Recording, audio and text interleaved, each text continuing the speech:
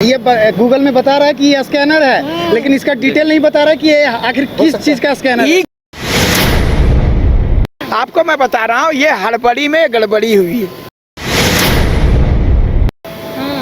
3 प्रश्न यहाँ भी गायब है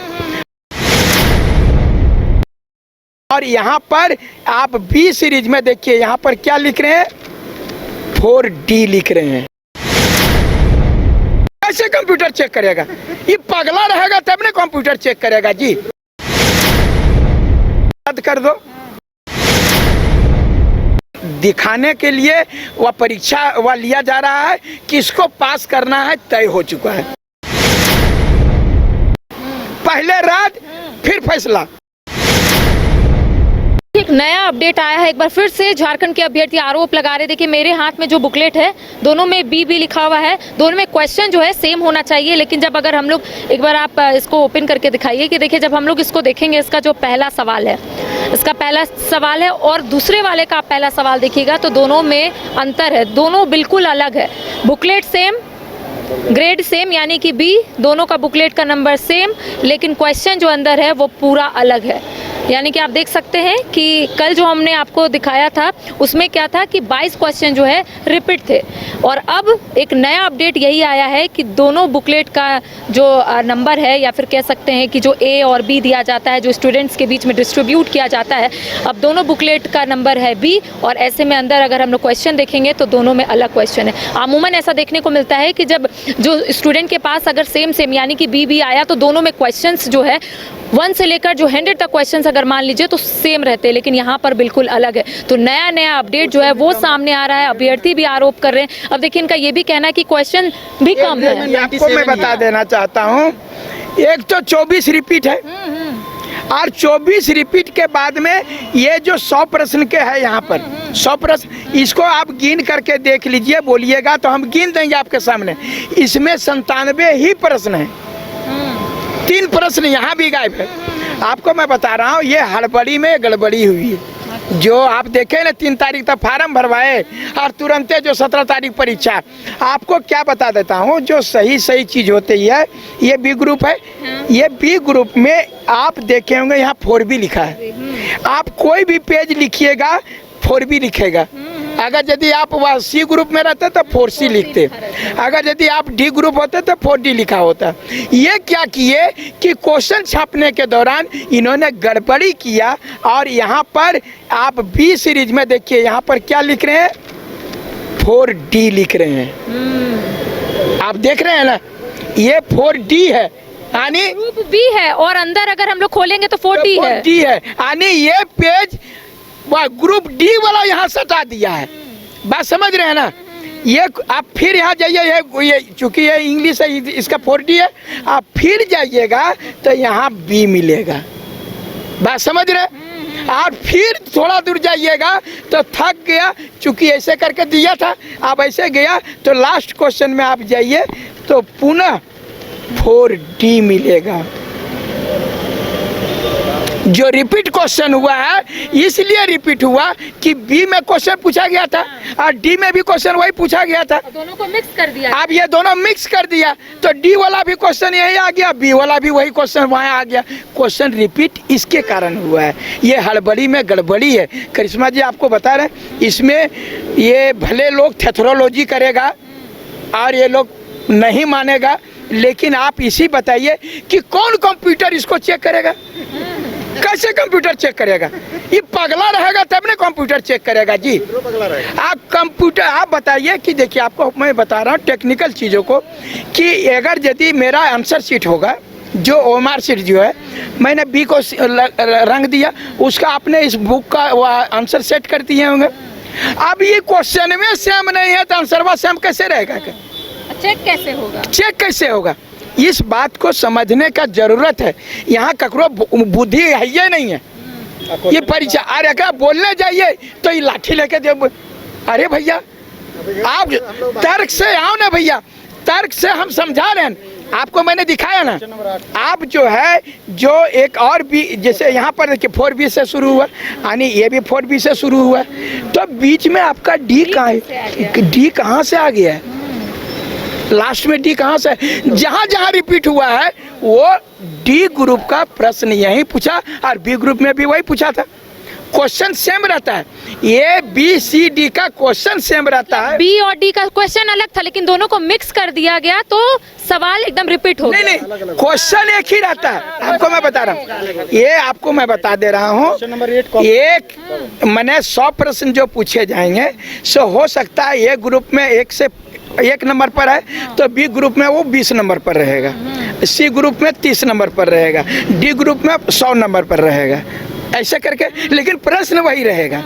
तो यहाँ भी प्रश्न वही है, तो डी ग्रुप वाला भी यहाँ सटा दिया और बी ग्रुप वाला यहाँ मिक्स कर दिया। इसीलिए हुआ कि डी ग्रुप वाला 2 पेज और बी वाला 2 पेज, तो दोनों क्वेश्चन वही मिल गया।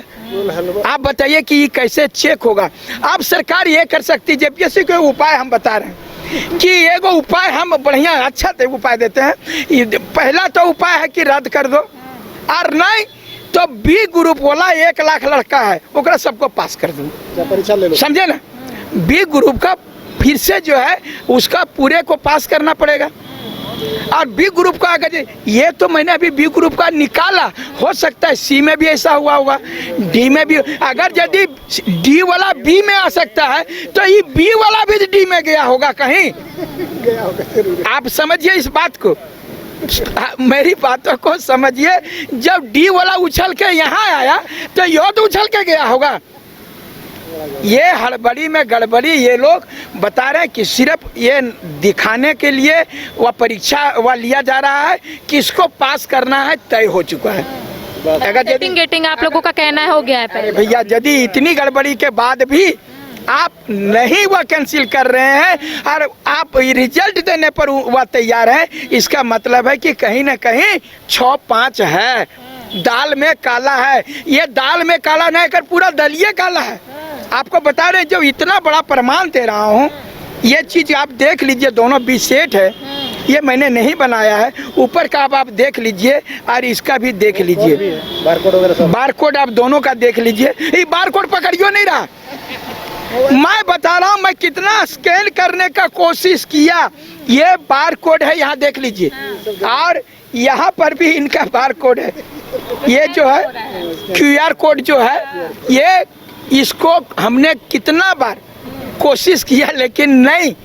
एक बार फिर से कोशिश करके दिखाइए तो आप कि नहीं ले रहा है। अरे बाबा निकालो जी, निकालो QR कोड को, इसको स्कैन करो जरा, मैडम को भी दिखाइए दो। देखिए सहयोगी से बोलेंगे कि एक बार दिखाइए कि यहाँ पर स्कैन किया जा रहा है और स्कैन हो रहा है। देख लीजिए, कुछ नहीं दिखा रहा है, स्कैनर आ रहा है, बस स्कैनर खाली आ रहा है, सिर्फ स्कैनर आ रहा है। ये वाला पूरा दिखाइए। यही आ रहा है, उसके अलावा और कुछ भी नहीं आ रहा। कुछ नहीं आ रहा है। ये गूगल में बता रहा है कि ये स्कैनर है, लेकिन इसका डिटेल नहीं बता रहा है कि ये आखिर किस चीज का स्कैनर है। ये क्या छापा है पता नहीं चलता, ये अपन घर में छापा है कि कहीं आपको बताइए ना। बस यही आ रहा है, देखिए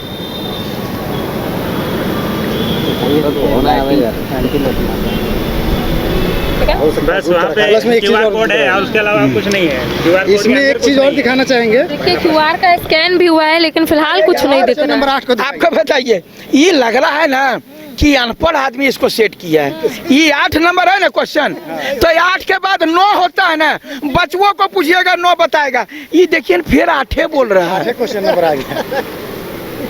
इसको जो है ये क्वेश्चन नंबर 8 देख लिया ना मैडम, है तो इधर आएंगे तो 9 मिलना चाहिए। देखिए इंग्लिश में भी देख लीजिए, इंग्लिश में भी देखिए 8 नंबर हो सकता है हिंदी 8 नंबर है, वो हिंदी नहीं जानता था। 8 है, चलिए इसका इंग्लिश हिंदी दोनों है। हाँ आप आगे बढ़े तो फिर से 8 देखिए दोनों, और क्वेश्चन अलग है, लेकिन क्वेश्चन अलग है। वही 2 को 8 दिया तैयो एक 97 तक पहुंचा, तैयो दिन को खा गया। 2 को 8 है, उसको भी जोड़ दिया। में तो बोल दिया जाएगा प्रिंटिंग मिस्टेक हो गया है। क्या प्रिंटिंग मिस्टेक है? जेपीएससी में प्रिंटिंग मिस्टेक। अरे भैया तो ऐसा करिए ना, हमार रिजल्ट दे दीजिए ना प्रिंटिंग पे वह मिस्टेक करके। आप जो है आप बता रहे हैं ये मजाक बन गया है जेपीएससी। इसमें 3.5 लाख बच्चों के भविष्य का सवाल है। मैं आपके चैनल के माध्यम से जो भी कोई झारखंड में पढ़ा लिखल हो, कोई सांसद, विधायक, मुख्यमंत्री, मंत्री की सबे बकलोल है। कोई मंत्री अधिकारी भी तो पढ़ा होगा, इन बातों को तो समझ सकते हैं। माननीय न्यायालय से हम कहेंगे स्वतः संज्ञान लीजिए। 3.5 लाख के बच्चों का भविष्य का सवाल है। माननीय मुख्यमंत्री महोदय, आपकी छवि बर्बाद हो रही है। आपका जो है पूरे झारखंड में छवि, आपको एक भी सीट नहीं जीतने देगा, एक भी सीट नहीं जीतने देगा। इस प्रकार की छवि होगा। पूरे जो नौजवान आपके विरोध में खड़ा है, आपने सीजीएल को पहले लीक आउट करवाया, इसके बाद जेपीएससी का, और पूरे और जेपीएससी के अध्यक्ष महोदय से कहेंगे आप बहुत आईएएस हैं, आप तेज तरार होंगे ही, पता नहीं आपके ज़माने में क्या था कि नहीं था सो नहीं जानते, लेकिन इस पर संज्ञान लीजिए और इसको तुरंत जितना हो सके अविलंब रद्द, मतलब रद्द। तो देखिए बुकलेट सीरीज जो है वो एक, लेकिन सवाल अलग। इसके साथ ही तमाम जो तथ्य है वो अभ्यर्थी रखते हुए नजर आ रहे हैं और इनका कहना है कि सीएम चंपाई सोरेन से मुलाकात करना है पहले। देखिए हम लोग, और सबसे बड़ी बात है हमारा बच्चा लोग विरोध किया है तो वो लोग पर केस किया जा रहा है। इतनी गड़बड़ी दिखाए, गड़बड़ी जेपीएससी ने करी है तो हमारे बच्चों पर केस क्यों किया जा रहा है। धनबाद में 500 बच्चों ने परीक्षा नहीं दिया।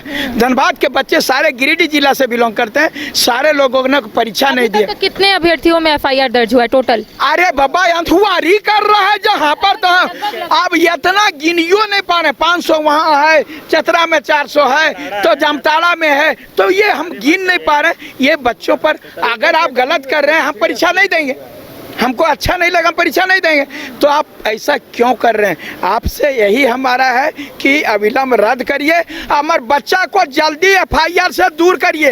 ये बच्चा पढ़ने वाला, कल रह करके डीएसपी बनेगा और यही आप लोगों पर एफआईआर करेगा। ये भी एफआईआर करने वाला ही होगा, मजिस्ट्रेट बनेगा। इसलिए उन लोगों को अब सबसे पहले एफआईआर वापस लिया जाए और हमारे पहले रद्द करिए, तकर बाद होकर फैसला करेंगे। पहले रद्द फिर फैसला। बच्चों को दिला रही है क्वालिटी एजुकेशन, तो अब धनबाद से बाहर जाने की जरूरत नहीं, क्योंकि धनबाद में ही खुल गया है DY पाटिल इंटरनेशनल स्कूल, जहां लड़कियों से नहीं ली जाती है एडमिशन फी। साथ ही इस साल एडमिशन लेने वाले स्टूडेंट को जब तक वो स्कूल में पढ़ेंगे तब तक ट्यूशन फी में मिलेगी 20% की छूट। Quality faculty, STEM lab, big play ground, bus facility यानी complete student friendly environment. DY Patil international school, Kailashpuram, near Memco मोड़, धनबाद। Admission open.